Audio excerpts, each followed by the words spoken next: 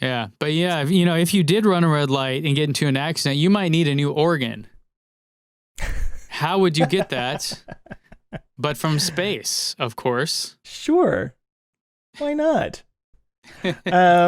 So yeah, I thought I would talk about that today because watching the all the stuff yesterday for the Crew Dragon launch. In several of the interviews that I saw with Jim Bridenstine, including Tim's, he talked about 3D printing organs in space.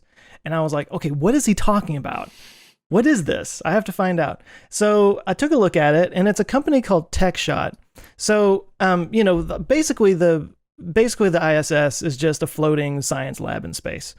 And that's a lot of what they send up on the Crew or the Cargo Dragon and the Cygnus, and they send up science experiments that people put together and they test it out because it's the only science lab in the world or out of this world. It's not in the world, it's out of this world. Such a dad joke. But it's the only science lab that has microgravity, where they can test the effects of zero gravity and different things. So this is a company called, what did I just say, TechShot? And the thing is called the 3D Biofabrication Facility. It's a 3D printer capable of manufacturing human tissue. It's the BFF. It's the BFF. And in fact, that's their little slogan, or their little their mission logo right there. It's like a heart, and it's writing BFF on a little Valentine's candy, if you can see that.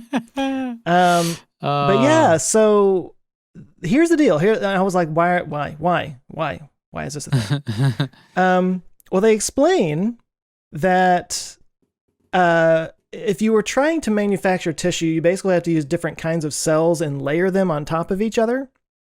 Because you might have like a muscle cell and then a skin cell.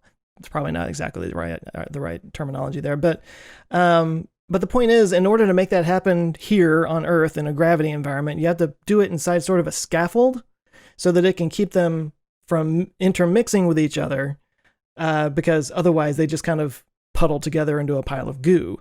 And the scaffolding is it's like little micro nano manufacturing and whatnot.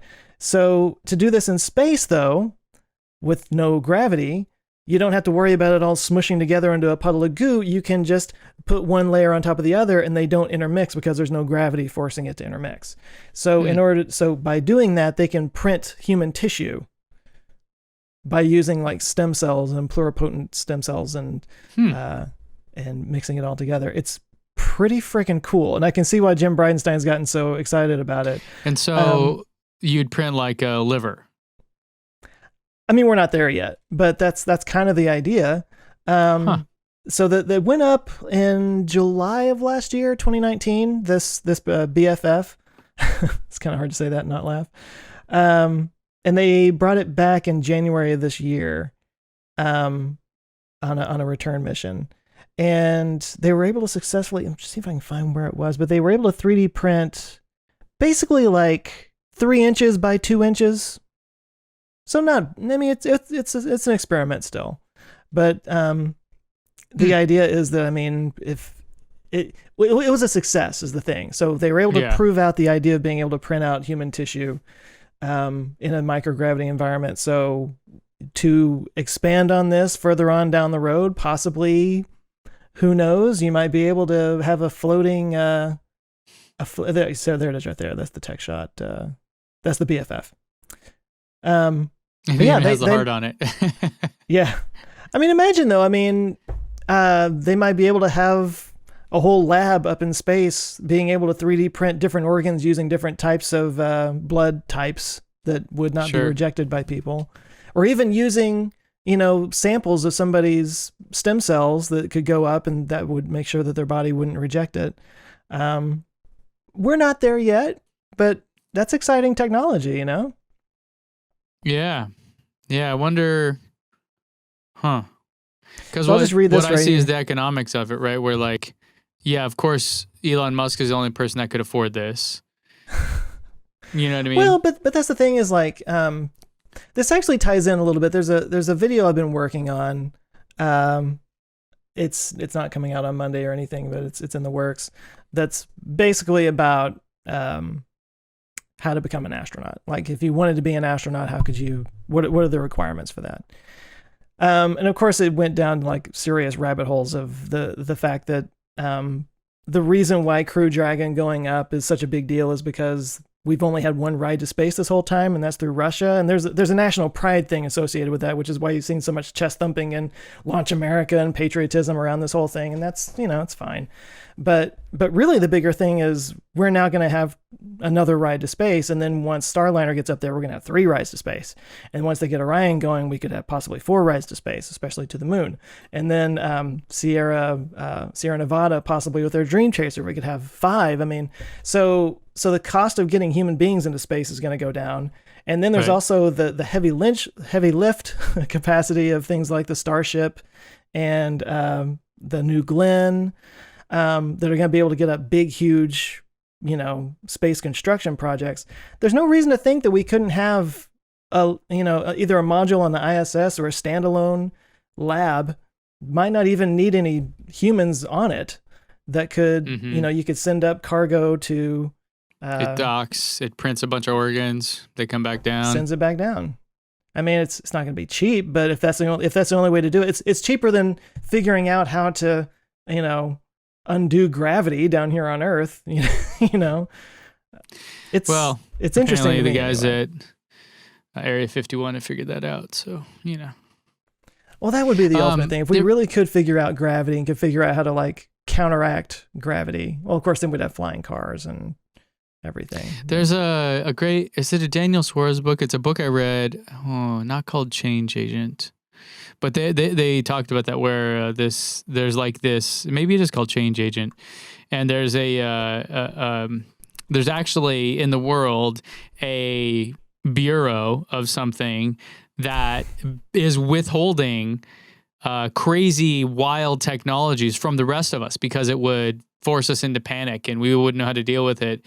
And the book starts off with some guys in a lab that discover what they call a gravity mirror, which you would think of as like an anti-gravity thing where, you could like just float forever because it's not like something that requires power. It's like you just figured out a way to organize bits and to counteract the existing gravity enough to do whatever you wanted to do.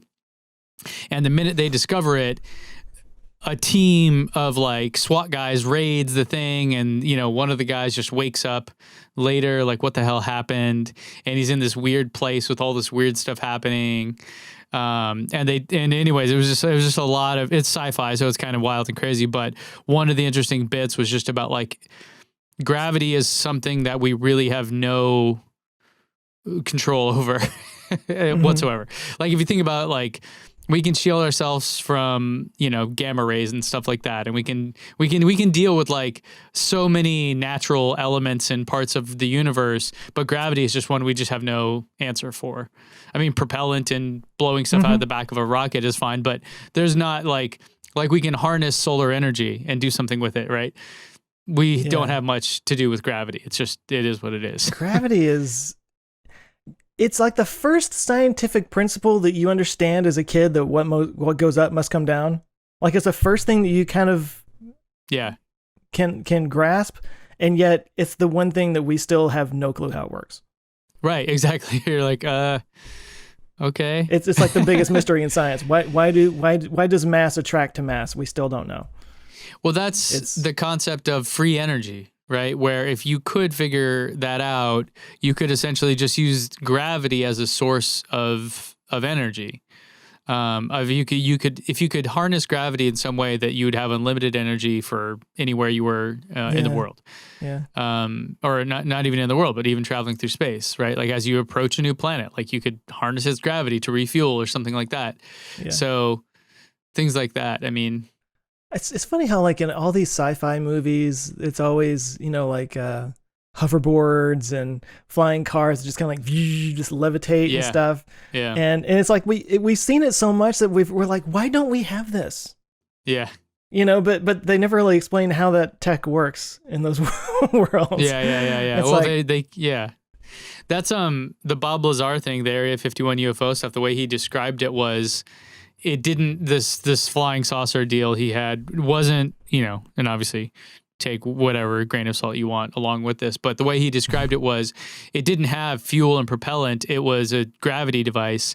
And so when it wanted to go somewhere, it flipped its belly in that direction and then would fall in that direction. Right. Was how they described it. And that's fascinating to me. Yeah. Because if you could control gravity, you could do anything like that. You know, you want to fly? Sure. Whatever. No big deal. You know? So if you had if it was a flying car kind of situation, you would basically create a gravity well above the car. And the car to have would it float. go up. Yeah. It would fly up and then, kind of like how a helicopter uses propellers to, push itself off the ground and all that. I want it. One day. Maybe Skunkworks is working on that.